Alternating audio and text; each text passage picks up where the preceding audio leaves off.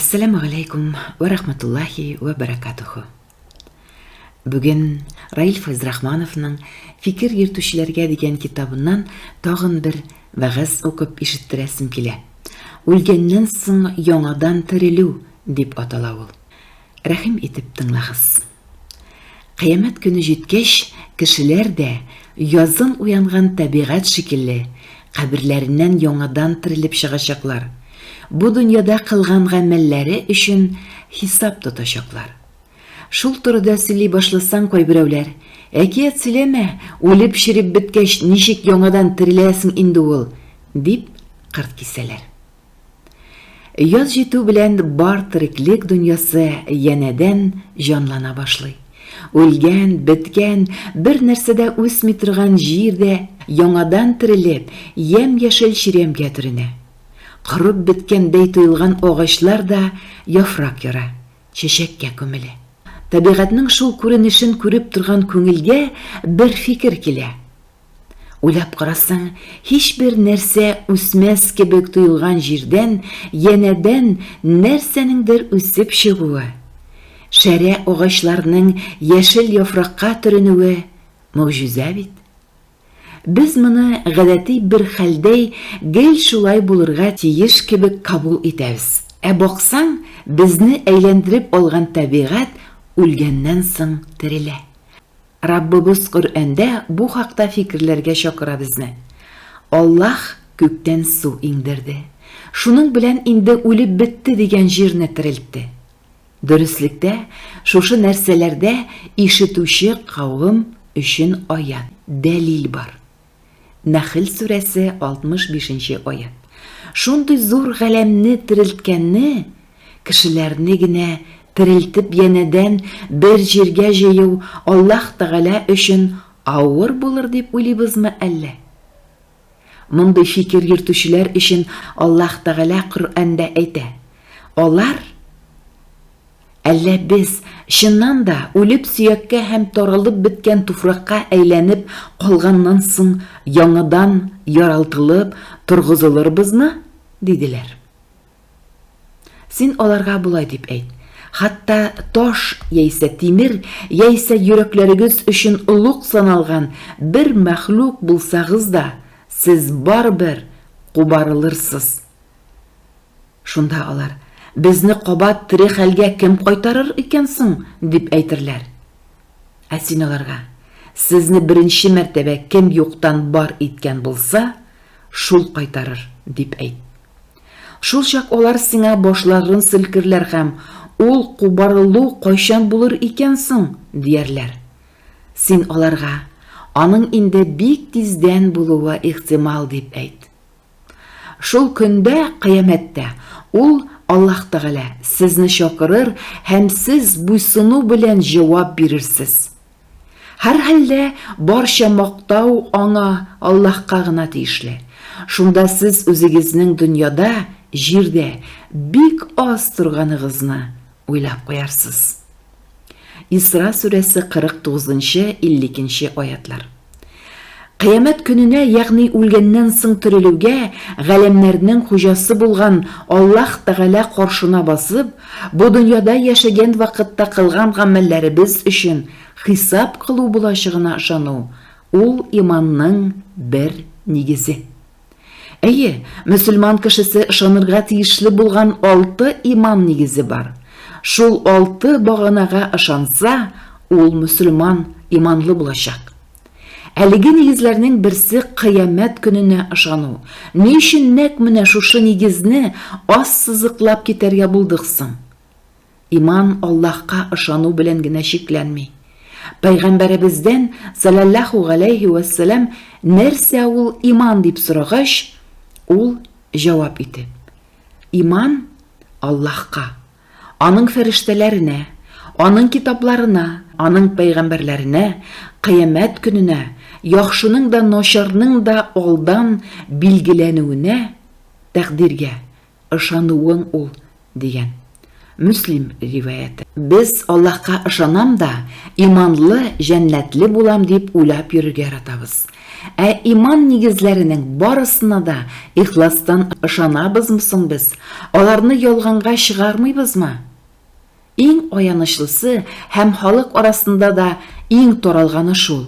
Алда сөйләп киткәнчә, Аллаһка ышанам дип күкрәк кагып әйтсә дә, кеше кыямәт көнен үлгәннән соң терелүне инкар итә. Бу исә бик мөһим иман нигезе.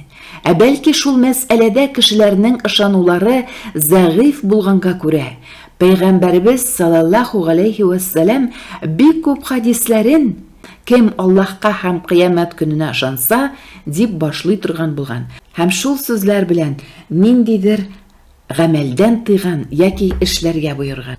Яхшы, бу нигезне аңладык ди. Үзебезгә һәм җәмгыятькә нинди файдасын ул ышанудан? Кыямәт көненә ышану кешене әшәкелектән, караклыктан, кан кыюдан, җәбер зулымнан һәм башка бик күп начар гамәлләрдән туктатып кала икән. Иманлы кеше һәрчак белеп тора, тормыш бу дөнья белән генә шикләнми, әле мәңгелек тормыш бар. Анда бәхетле булыр өчен монда яшәгәндә гөнаһлардан тыелып, көчтән килгәнчә игелекле гамәлләр кылып яшәргә кирәк. Бары шулай эшләгәндә генә уңышка ирешеп булачак. Бүгенге көндә нинди генә явызлыклар кылынмый. Ошынышка ялгап яшәгән әби-бабайларны хәйләләп ышандырып алдартаз мошенниклар соңгы акчаларын алып китәләр. Гарип һәм ауру балаларга дип җыелган акчаны ялган счетларга күчертеп үзләштерәләр.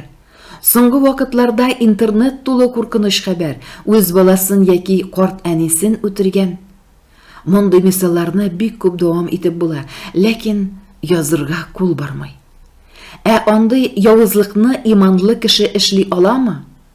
Юк, әлбәттә. Ул белә, зәгыйф әби-бабайлар, гарип балалар җәзага тарта алмаса да, аны күреп торучы зат бар. Ахырчыкта бар кылганнары өчен аның каршысына басып, хисап кылырга туры киләчәк һәм ул хисап кылынуым җиңел булсын өчен күбрәк игелекле гамәлләр эшләргә кирәк икән, дип уйлана башлый. Кая ул кортларны, бер катлы кешеләрне алдау? Шул әби-бабайларга, гарип балаларга ничегрәк ярдәм итә алам икән дип фикерли. Чөнки ул Раббысының ризалыгын алыр, аның рәхмәтенә ирешер, бу дөньяда күңел тынычлыгы табар һәм ахирәттә уңышка ирешер өчен дә начарларыннан тыелып, игелекле гамәлләр генә кылырга кирәклеген белә. Кыямәт көненең нинди дәһшәтле куркыныч көн икәнен Аллаһ Тәгалә Коръәндәге бик күп аятларда тасвирлый. Ул безне кисәтеп, шул хисап көненә әзерләнергә куша. Катылыгы һәм куркынычы белән җирне вә күкләрне кагучы кыямәт көне. Никадәр каты куркынычлыдыр ул кыямәт көне. Ул кыямәт көненең катылыгы вә куркынычы ни дәрәҗәдә икәнлеген сиңа кем белдерде? Ул көндә кешеләр каты куркуларыннан тузылган шикерткәләр кебек тузылып таралып китәрләр һәм бер-берсен күрмәсләр. Таулар буялган вә тетелгән йон кебек булырлар. Берәүнең, ягъни мөселманның үлчәүдә гөнаһына караганда савабы авыррак, күбрәк булса, ул мөселман җәннәттә үзе разый булган рәхәт тормышта торыр. Әгәр бер мөселманның үлчәүдә савабына караганда гөнаһы авыр килсә, ягъни яхшылыгына караганда яманлыгы күбрәк булса, аның анасы соңгы урыны Хавия исемле җәһәннәм булыр. Ул Хавияның нәрсә икәнен сиңа нәрсә белдерде? Ул Хавия кыздырылган уттыр. Карига сүрәсе. Берәр гөнаһ кылыр алдыннан кая һәм кем янына барачыгыбызны уйласак, бүгенгебезне генә кайгыртмыйча, иртәгәге көнгә әзерләнсәк, үз хәлебезне күпкә яхшырта алыр идек.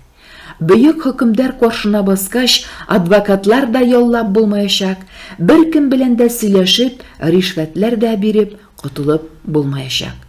Бары ныклы иманыбыз һәм игелекле гамәлләребез генә котылуга һәм уңышка ирешүгә сәбәп булачак. Әллә ул кешеләр терелеп, кубарылачакларын уйламыйлармы олуг кыямәт көнендә? Ул көндә кешеләр барча галәмне тәрбия итүче Аллаһ хузурында хисап өчен басып торырлар. Мутаффифин сүрәсе 4-6 аятлар. Менә шундый вагаз.